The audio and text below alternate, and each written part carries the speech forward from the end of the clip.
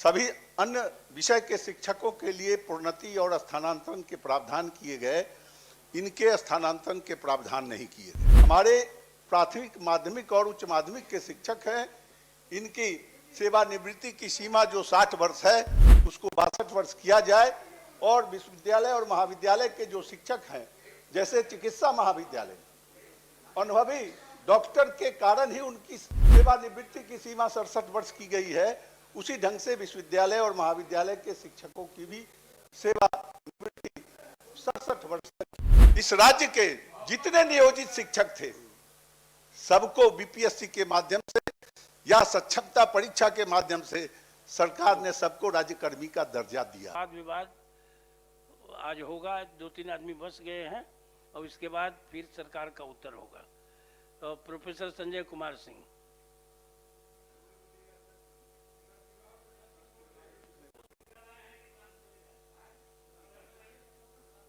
माननीय सभापति महोदय, महामहिम राज्यपाल महोदय के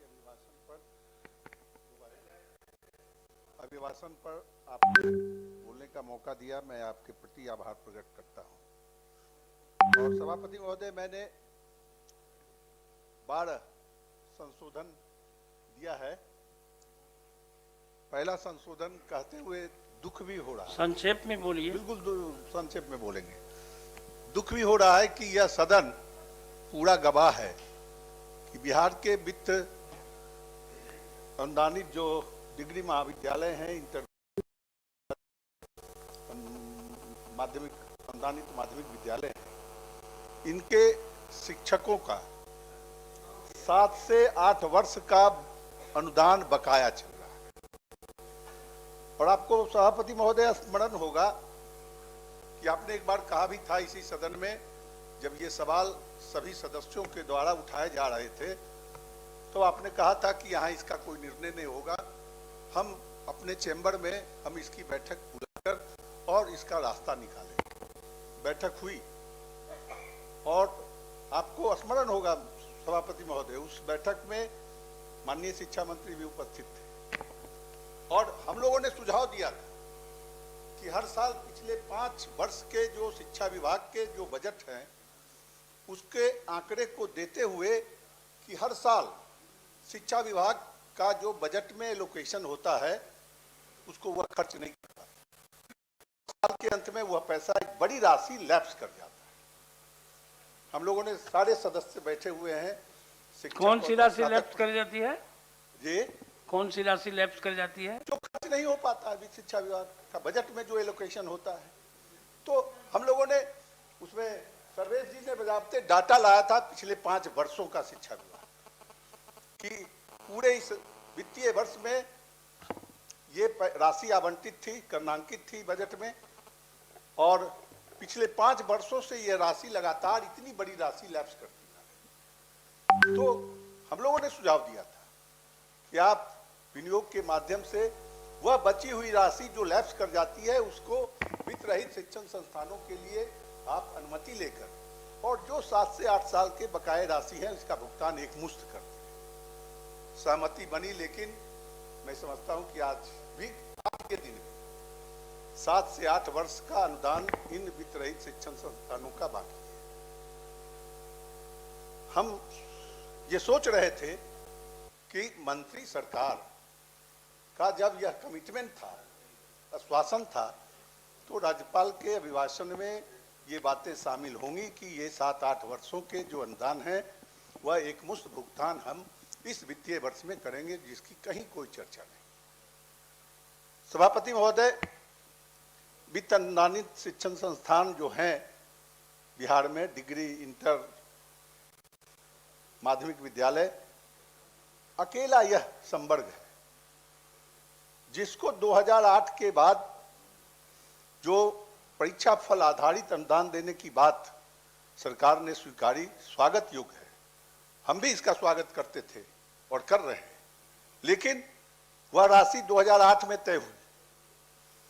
2-2 वेतन पुनरीक्षण हो गए पूरे देश के कर्मियों का, लेकिन वह राशि आज तक इनका पुनरीक्षित नहीं हुआ।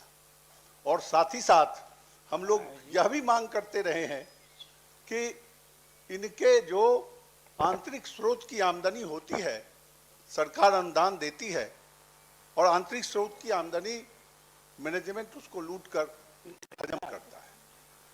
सरकार इस पर गंभीरता से ध्यान दे और इसे घाटा अनुदानित संस्थान के रूप में अगर परिणत कर देगा तो सरकार को बहुत बड़ी राशि इस पर खर्च नहीं करनी पड़ेगी। पिछले दिनों चुनाव के पहले जो अंतिम सत्र था उसमें भी ये सवाल उठे थे और हम आभार प्रकट करते हैं कि सरकार एक हाई लेवल कमेटी बनाई। बिहार के मुख्य सचिव की अध्यक्षता में कमेटी बनी।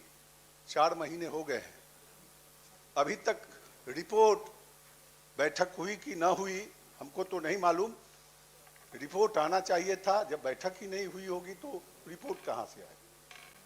और हम लोगों ने एक ही मांग किया था कि जो भी एक वेतनमान जो इस राज्य के संविदा पर जो नियुक्त हैं उनको भी आप एक मानदेय मंथली तय कर देते हैं और दे रहे हैं। इनको भी एक फिक्स्ड वेतनमान आप निर्धारित करके दें। सरकार कमेटी बनाई और लगता है कि कमेटी के सदस्य सारे सोए हुए, आज तक बैठक हुई नहीं। हम तो ये समझ रहे थे कि राज्यपाल के अभिभाषण पर 4 महीना पहले जो कमेटी बनी उसका रिपोर्ट जो सबमिट हुआ होगा वह उसकी चर्चा होगी, लेकिन इसमें नहीं। आगे बढ़िए, बहुत सा है आपका। जी जी, वो हो जाएगा कल। साथियों, सभापति महोदय, हमने तीसरा संशोधन दिया है कि निःशुल्क छात्र छात्राओं, अनुसूचित जाति सहित जो शिक्षण शुल्क मिलते हैं उनको वो सीधे उनके खाते में, नहीं तो इस बीच में छात्र और छात्रा होती है। तो इसलिए मेरा यह आग्रह होगा और संशोधन भी मैं दिया हूं कि उनके सीधे खाते में भेजने की बात की जाए। सभापति महोदय, राज्य सरकार ने पिछले दिनों अपने नीतिगत निर्णय के तहत प्रत्येक पंचायत में +2 विद्यालय खोलने का निर्णय लिया और निर्णय लेकर जितने प्राथमिक या मध्य विद्यालय थे सबको उत्क्रमित कर दिया।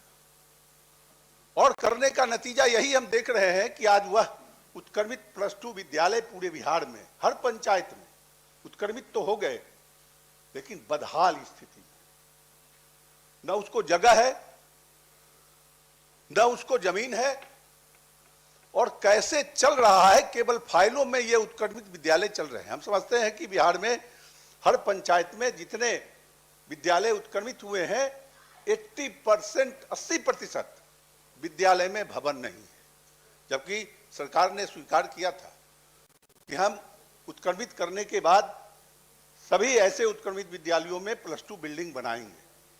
हम तो क्षेत्र में घूमते हैं, देखते हैं कि 2-2 कमरे 3-3 कमरे में ये उत्क्रमित विद्यालय चल रहे हैं।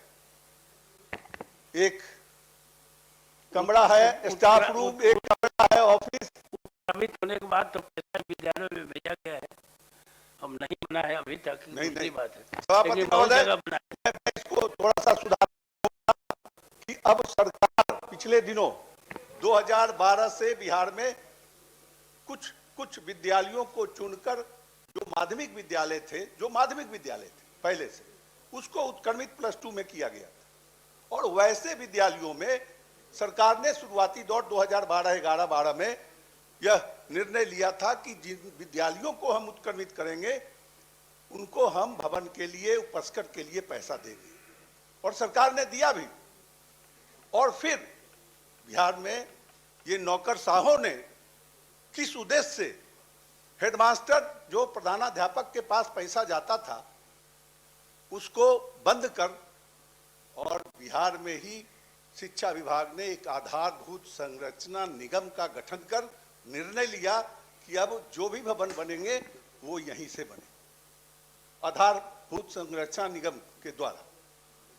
सभापति महोदय, मैं आपको कहना चाहता हूं, आप भी जनप्रतिनिधि हैं, अपने क्षेत्र में घूमकर देखें कि 2012-13 में जो राशि विद्यालय में भेजी गई थी, विद्यालय के द्वारा, विद्यालय के प्रधानाध्यापक के द्वारा जो भवन बने थे वो, और आज जो कुछ आधारभूत संरचना निगम के द्वारा बनाए गए हैं।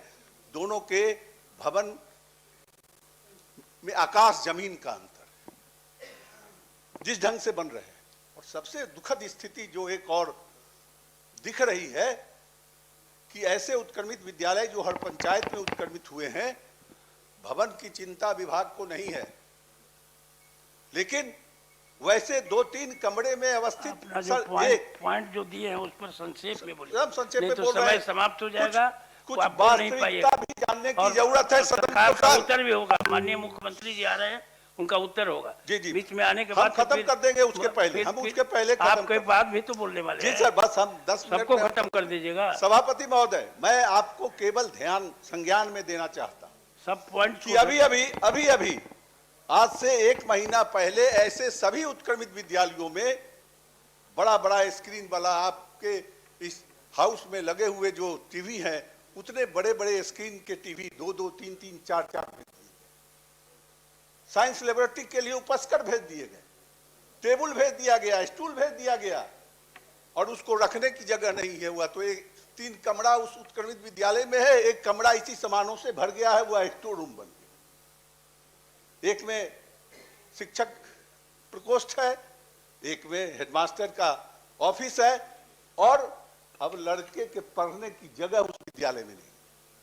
और इन नौकरशाहों ने पता नहीं क्यों, जहां भवन नहीं है वहां भेजने का कोई मतलब नहीं था, कोई मीनिंग नहीं था, वह जाके स्टोर हो गया। आज हमको लगता है करोड़ों करोड़ रुपया शिक्षा विभाग का उसमें जाया हो रहा है। सभापति महोदय, इसलिए मैंने यह भी एक संशोधन दिया था कि ऐसे जितने उत्क्रमित विद्यालय हैं, एक समय सीमा के अंदर सरकार निर्णय ले और वहां +2 बिल्डिंग बनाए।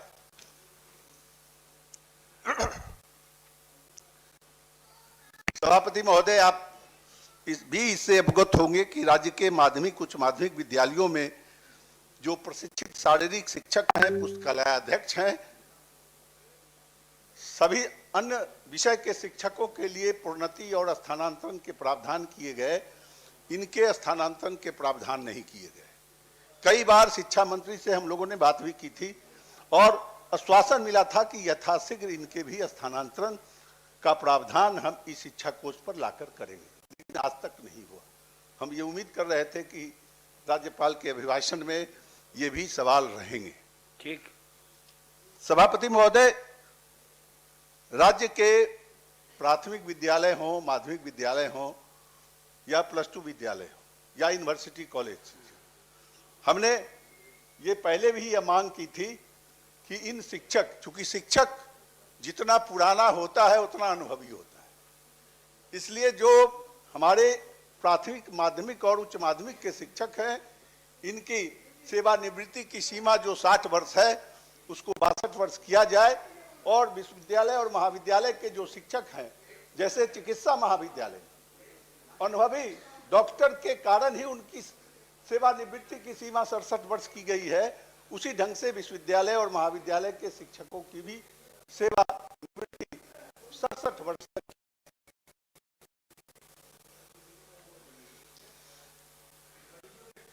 सभापति महोदय, 7वां मेरा संशोधन है कि इस राज्य में जब सरकार बहुत दिनों से विश्वविद्यालय और महाविद्यालय के शिक्षकों की बहाली नहीं कर पा रही थी, पूरे पद बिहार के खाली थे, तो सरकार ने एक निर्णय लिया कि जब तक हम रेगुलर बहाली नहीं करते हैं तब तक विश्वविद्यालय अनुदान आयोग के निर्देश के आलोक में हम वहां अतिथि शिक्षक बहाल करें।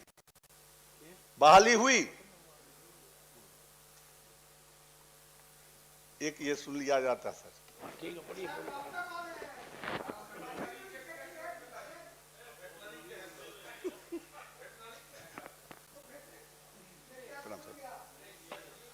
तो सभापति महोदय, तो सरकार ने ये निर्णय लिया कि हम जो पद वैकेंट हैं उसके विरुद्ध में हम अतिथि शिक्षक बहाल करेंगे। बहाली हुई, बहाली की अर्हता क्या तय की गई कि जो यूजीसी के द्वारा जो अर्हता तय है, जिस आधार पर विश्वविद्यालय सेवा आयोग के द्वारा बहाली रेगुलर बहाली होती है वही अर्हता ये अतिथि शिक्षक रखते हैं और आज बरसों से काम कर रहे हैं। कई दूसरे राज्यों ने ऐसे अतिथि शिक्षक की सेवा को सुनिश्चित किया है। कई राज्य ऐसे हैं, उनकी सेवा 65 वर्ष तक सुनिश्चित करने की बात कई राज्यों ने किया है।